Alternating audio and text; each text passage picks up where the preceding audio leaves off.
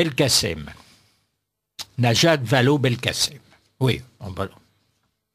Si l'enseignement est massacré pour nos enfants, on va le voir, ceux issus de la diversité ont droit à un traitement de faveur, à des privilèges méconnus.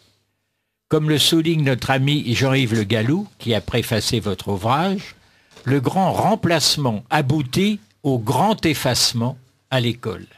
Effacement de notre histoire, de notre culture, de notre civilisation, en bref, de notre identité. Mais alors, avant d'évoquer ces discriminations de l'éducation prioritaire, il faut dire un mot de cette prétendue refondation du collège qui met l'école en général au plus bas. Qu'est-ce que vous en pensez? Bonsoir, chers auditeurs. Bonsoir, Gérard Marin. Moi, ce que j'en pense, tout simplement, c'est qu'il ne faut pas saucissonner les problèmes de l'éducation nationale. Madame Belkacem, elle est je dirais pas un homme de paille, une femme de paille, dans le cadre d'un système qui se délite et qui a déterminé les enjeux depuis 15 ans, c'est-à-dire depuis la réforme Allègre. Et en fait, tous les ministres depuis Allègre mettent en œuvre la réforme fondamentale et révolutionnaire qu'a laissée Claude Allègre. Donc on a toujours l'impression à chaque fois qu'un ministre arrive, qui fait une réforme qui n'a pas de lien avec la précédente et qu'il fait un peu n'importe quoi, mais en réalité, ils mettent progressivement et de façon méthodique en œuvre cette réforme fondamentale et révolutionnaire de Claude Allègre, qui a pour but de supprimer les cours et de transformer les cours en activités. Donc, c'est-à-dire de transformer l'école, lieu d'instruction, en école, lieu de vie. Voilà, lieu de vie, voilà. À la limite, et là, lieu de loisir. Donc, si vous voulez, les contingences d'une école, lieu de vie ne sont pas les mêmes que celles d'une école, lieu d'instruction. Bien sûr. Mais comme les parents sont bien sûr attachés à l'instruction et qu'ils ne peuvent pas annoncer aux parents d'emblée, voilà, on passe d'une école instruction à une école lieu de vie, eh bien, ils sont obligés d'aller très doucement, très progressivement, par étapes, et de masquer aussi cette réalité. Je vais vous donner un exemple. Mais Madame Belkacem, je dirais, à la limite, ça n'a aucune importance, que ce soit Belkacem, que ce soit Payon, que ce soit un autre, de toute façon. Ils mènent tous la même politique. Oui, c'est la mise en œuvre de la même politique, étape par étape. Hein. Et donc, aujourd'hui, par exemple, nous savons que le CAPES de lettres classiques a été supprimé. En 2014, il va donc plus y avoir de CAPES de lettres classiques. Et Madame Belkacem, dans le cadre de la réforme du collège, donc a dit nous allons supprimer la réforme, nous allons supprimer le grec et le latin et l'incorporer au français grâce à un enseignement pratique transdisciplinaire. Alors ça paraît effectivement très scientifique. Mais qu'est-ce que ça veut dire ? C'est pour ça qu'on masque, si vous voulez, la réalité sous des mots qui sont vraiment piégés. L'enseignement pratique transdisciplinaire, ça veut tout simplement dire qu'on supprime également les cours de français et que les élèves vont être censés faire du français, du latin et du grec en même temps au cours d'une activité qu'ils vont faire et qui reste à définir. C'est-à-dire qu'ils ne feront pas grand-chose. C'est-à-dire qu'ils ne feront rien. Voilà. Bon. Et donc, voyez comment on masque la réalité, si vous voulez, d'une situation qui consiste à transformer l'institution scolaire en lieu de vie. Voilà. Chacun apporte ça n'est plus du tout la transmission du savoir. Ah non, mais de toute façon, dans les UFM, qu'on appelle maintenant les écoles supérieures du professorat et de l'éducation, mais qui sont les UFM en réalité, et qui non seulement n'ont pas cessé leur nuisance, mais qui vont les accroître dans le cadre des réformes. Dans les UFM, il est bien dit aux stagiaires qu'ils n'ont plus rien à transmettre. Ils n'ont rien à transmettre, qu'ils ne doivent pas être des référents pour l'enfant, que l'on trouve tout sur Internet, que c'est pas la peine d'apporter des connaissances, l'enfant les trouve. Donc dans cette réforme, avec de gros guillemets, il y a l'étouffement programmé du grec et du latin. Ah mais et du français. Ah oui, et du français aussi. Et il y a alors là aussi c'est très grave, l'enseignement obligatoire de l'histoire de l'islam. Ah oui. L'islam obligatoire. De la traite négrière, alors bonjour les repentances, on n'en a pas fini, et bien entendu l'enseignement facultatif des Lumières. Mais ça, hein, c'est bien dans l'ordre du temps d'enseignement obligatoire de l'islam. Quant à la place du catholicisme dans l'histoire de l'Occident, ça, qui nous concerne au premier chef, parce que ces messieurs dames le veuillent ou non, hein, les origines de la France, les racines de la France, et malgré M. Chirac, sont des racines chrétiennes, alors l'histoire de l'Occident, dans l'histoire de l'Occident, la place du catholicisme, hop, elle est balayée. Puis il y a aussi une chose qui est grave, c'est cette suppression des classes européennes. Donc finalement, c'est encore un nouveau pas vers le nivellement par le bas. Mais c'est le nouveau pas pour, oui, la mise en œuvre de l'école lieu de vie. C'est-à-dire que, si vous voulez, à aucun niveau, du primaire à l'université incluse, on supprime les cours pour nos enfants, je dis bien, voilà, pour nos enfants. Parce que, effectivement, autant, d'ailleurs, dans le cadre du texte de refondation de l'école qu'avait laissé M. Peillon, donc il n'est plus question de cours, il est bien indiqué dans le texte de loi que l'éducation pour nos enfants est basée sur la citoyenneté dans une société de la communication. Qu'est-ce que ça veut dire en clair? Parce qu'il faut comprendre aussi leur langage. Ça veut dire tout simplement qu'on va leur apprendre effectivement tout ce qui est, toutes les connaissances qui vont être acquises vont l'être dans le cadre de la lutte contre la discrimination, de l'égalité homme-femme, de la lutte contre l'homophobie, etc. Et que l'idéologie du genre. Voilà, bien sûr. Tout ça. Et l'usage de l'informatique. C'est-à-dire que tout ce les activités que vont faire nos enfants du primaire à l'université inclus seront basées sur l'usage de l'ordinateur et sur des activités axées sur la citoyenneté. Uniquement, c'est expliqué très nettement dans les textes. Hein, voilà. Je le cite dans le livre d'ailleurs. Par contre, pour les enfants des banlieues, si vous voulez, il y a un système parallèle qui se met en œuvre et qui est basé sur un enseignement structuré. Alors on va en parler, voilà. On va en parler. Donc page 10, hein, votre conclusion. La refondation de l'école pour nos enfants, c'est en fait sa mort programmée. Ah oui. Et la décision, c'est de laisser la priorité à l'éducation prioritaire. Hein, ça va dans le sens de la préférence étrangère. Ce qu'on appelle l'éducation, voilà. Que tout le monde constate dans notre malheureux pays. Voilà. Et vous écrivez, à la page 32, je vous ai lu très attentivement, les objectifs de cette politique. Promouvoir la diversité par tous les moyens, afin de fabriquer... C'est dans les textes, hein, ça. Oui, dans le texte, afin de fabriquer une élite d'origine étrangère. Et vous notez, c'est page 46-47, et vous procédez par secteur, le primaire, le secondaire et le supérieur. Dans le primaire, c'est la montée en puissance des écoles de la deuxième chance dans les ZEP, c'est-à-dire les zones d'éducation prioritaire. Les écoles de la deuxième chance, c'est au niveau du secondaire. Ah, c'est au secondaire. Au niveau du secondaire. Non, mais au niveau du primaire, si vous voulez, il est bien indiqué dans les textes qu'il y a un enseignement structuré, avec des connaissances à acquérir, des exigences, des notes, des bulletins, donc tout ce qui caractérise une véritable école, alors que tout ceci est balayé de l'école pour nos enfants.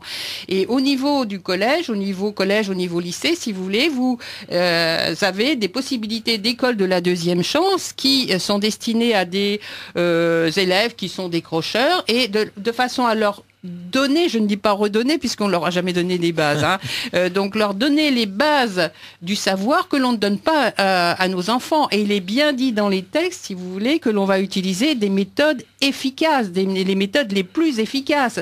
Donc c'est bien dire qu'ils savent que pour nos enfants, les méthodes ne sont pas efficaces. Il y a vraiment une volonté délibérée. Et vous soulignez qu'il y a déjà 85 000 jeunes concernés. Ah, simplement pour les écoles de la deuxième chance. Simplement. Voilà, parce que alors sinon... après, il y a les internats d'excellence qui avaient été créés par Sarkozy et qui ont été relayés par les internats de la réussite de Vincent Peillon. Et maintenant, on en est, je vous suis, aux internats de proximité. Et vous dites, le point commun de ces établissements, c'est la qualité. Ah ben oui, puisque de toute façon, ces internats d'excellence qui se sont transformés en internats de la réussite, en internats de proximité, sont des établissements dans lesquels, effectivement, on reçoit les enfants pour qu'ils soient dirigés ensuite vers des structures d'excellence dans le supérieur. C'est-à-dire, c'est pas pour les faire accéder à n'importe quelle université des Versoirs, hein, où on n'a aucune exigence. Non, c'est réellement pour qu'ils accèdent à des structures d'excellence comme Polytechnique, Sciences Po, l'École nationale de la magistrature, les écoles supérieures de journalisme, etc. Et il y a déjà déjà des résultats très importants numériquement parlant. Donc fabriquer des élites d'origine étrangère, oui, c'est-à-dire les Français de souche balayés. Voilà. C'est ça, balayés et balayeurs. Hein. Voilà. La politique, elle éclate clairement à travers ces dispositions. Et vous écrivez à la page 60, je vous cite, « Un gouffre abyssal existe entre l'enseignement structuré et rigoureusement contrôlé qui est dispensé dans ces établissements et celui absent du programme destiné à nos enfants. » Et là, on peut dire que c'est une scandaleuse discrimination. Ah oui, on se trouve devant une situation inédite, c'est-à-dire qu'il n'y a plus d'école pour nos enfants, et par contre, on a une école de qualité pour les enfants des... Alors, il faudrait que nos auditeurs, les auditeurs de Radio Courtoisie, se rendent compte des conséquences à court et à moyen terme de ces dispositions. Parce que l'accès à l'enseignement supérieur d'excellence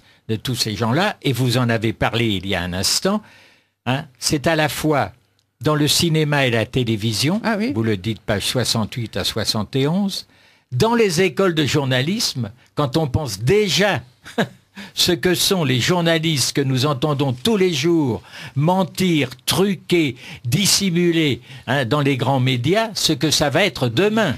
Notre ami Roger Hollande, que nous allons entendre dans un instant, parle du retour de la propagande Staffel. C'est exactement ça ce qui se passe. Alors ça va être encore pire demain. Non mais c'est hallucinant. Oui, et donc il y a déjà des résultats importants puisqu'on sait que les jeunes ont fait tellement, on met à leur disposition tellement de moyens pour pouvoir y accéder, que l'on a dans les écoles supérieures, notamment à l'école supérieure de journalisme de Lille, vous avez un pourcentage de 65% d'élèves qui sont reçus contre 5 à 7% pour les autres.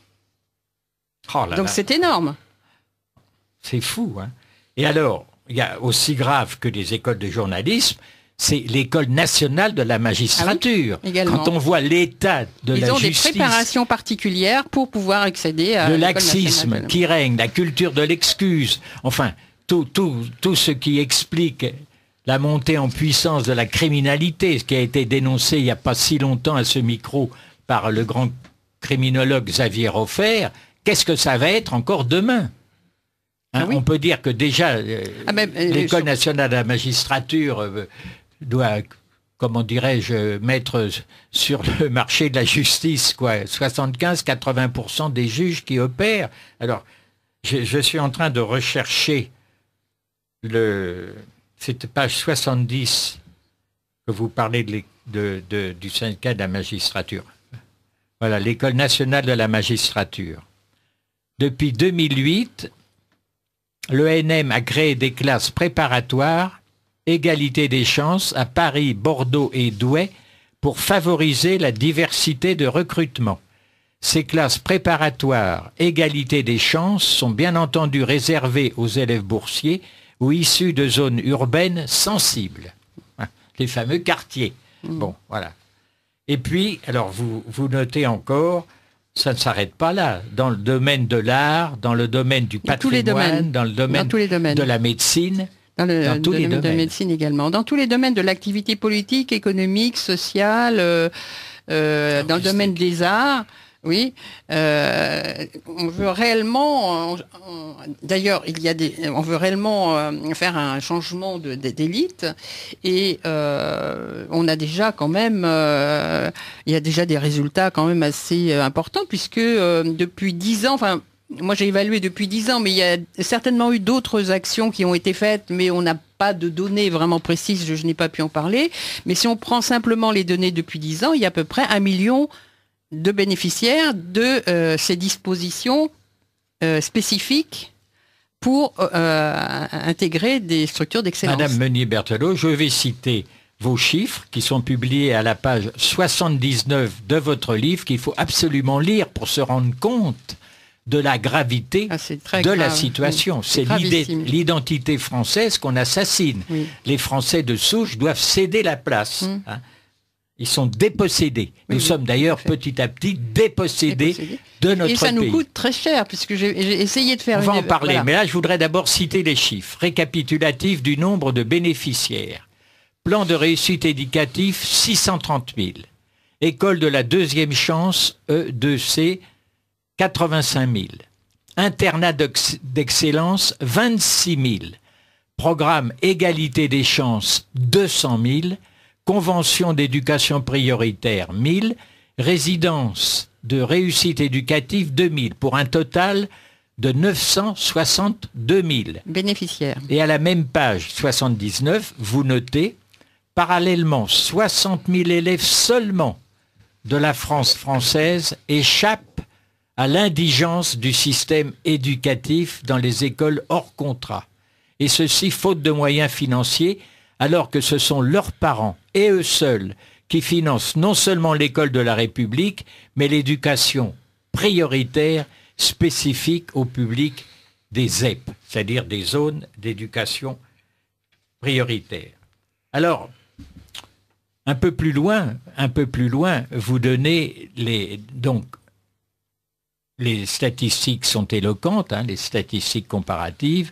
Un peu plus loin, aux pages 80, 88 et 89, vous parlez des conditions de recrutement et des programmes. Ça, c'est très intéressant aussi. Parce que le livre de Madame Meunier-Berthelot, qui est un livre extrêmement riche, je le rappelle, et très instructif, n'est pas un livre très, très épais. Il fait quoi, une centaine de pages? Il fait 120 pages. 117 pages. Oui. Voilà. Donc, les programmes. Les programmes et le personnel aussi, parce que si vous voulez, je me suis posé longtemps la question de savoir où étaient formés justement ces fameux professeurs qui enseignaient dans les structures d'excellence, parce que je me disais tout de même, ça ne peut pas être dans les IUFM.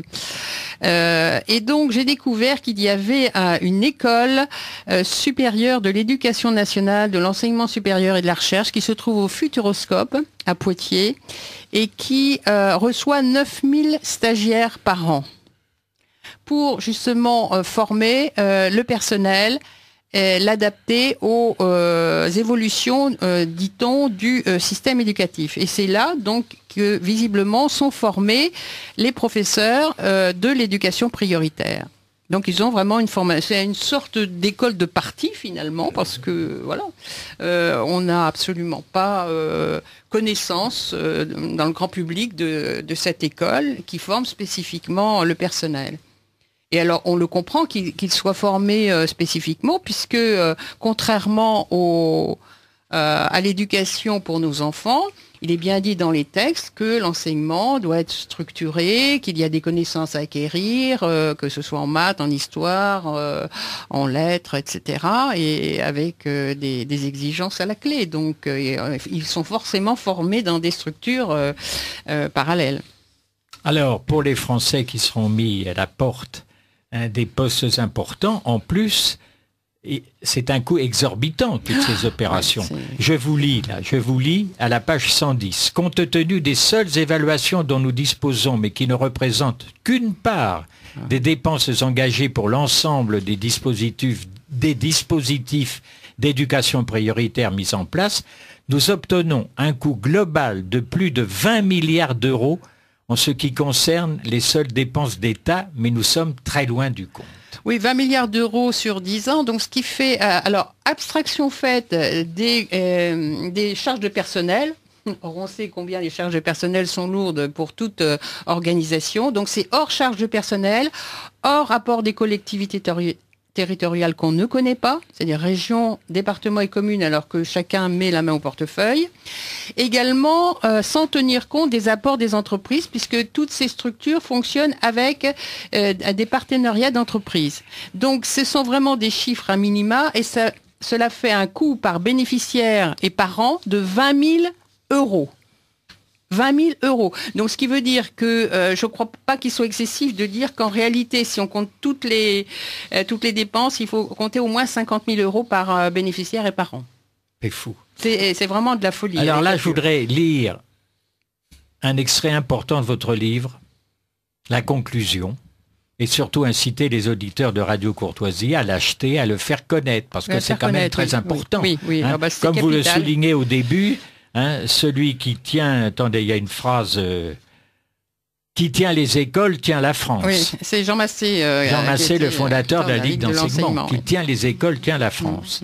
Alors vous écrivez avec pertinence, pouvons-nous continuer d'accepter que les parents qui veulent échapper à cette politique d'éducation mortifère pour l'intelligence et l'équilibre mental de leurs enfants doivent soit se saigner aux 4 veines pour faire appel à l'école de leur choix, soit, s'ils n'en ont pas les moyens, subir malgré eux l'indigence du système éducatif public auquel est également assujetti l'enseignement privé sous contrat. Or, ce sont ces mêmes parents qui assument par leur contribution fiscale et les charges sans cesse plus écrasantes qu'ils doivent assumer le coût pharaonique de l'enseignement des dispositifs mis en place au seul bénéfice des enfants de familles qui pour la plupart non seulement n'apportent aucune contribution fiscale, mais sont à la charge de la société et donc encore à leur charge. Pouvons-nous continuer d'accepter qu'ainsi ceux qui financent tout ne reçoivent rien et que ceux qui ne financent rien reçoivent tout? Quelle justification crédible apporter? Pouvons-nous continuer également de financer par nos impôts une éducation nationale qui nous coûte fort cher, beaucoup plus cher que ce que coûtent les écoles indépendantes, alors même qu'elle organise l'indigence intellectuelle de nos enfants? Il est grand temps que soit mis un terme à cette politique meurtrière qui atteint le sommet de la déraison. Seule une réaction massive des Français pourra permettre de porter un coup d'arrêt à cette folie destructrice, et cette réaction s'impose car c'est l'identité française qu'on assassine. Là, je crois que vous mettez le doigt sur vraiment des décisions d'une gravité exceptionnelle. Ah oui, il faut que les Français se réveillent, ouvrent les yeux.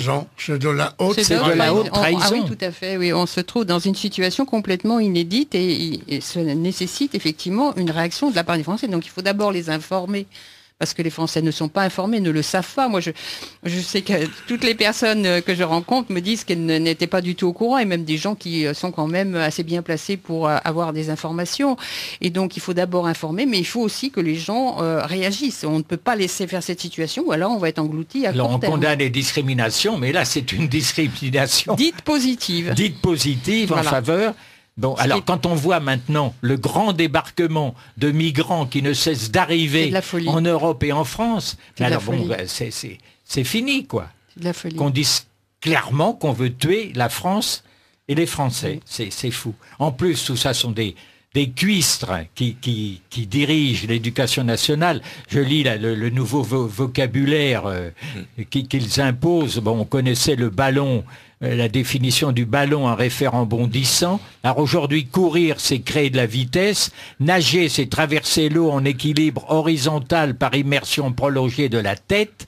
Apprendre une langue étrangère, aller de soi et de l'ici vers l'autre et l'ailleurs. Non, mais enfin, ce sont des cuistres. En plus, non mais c'est affolant, quoi.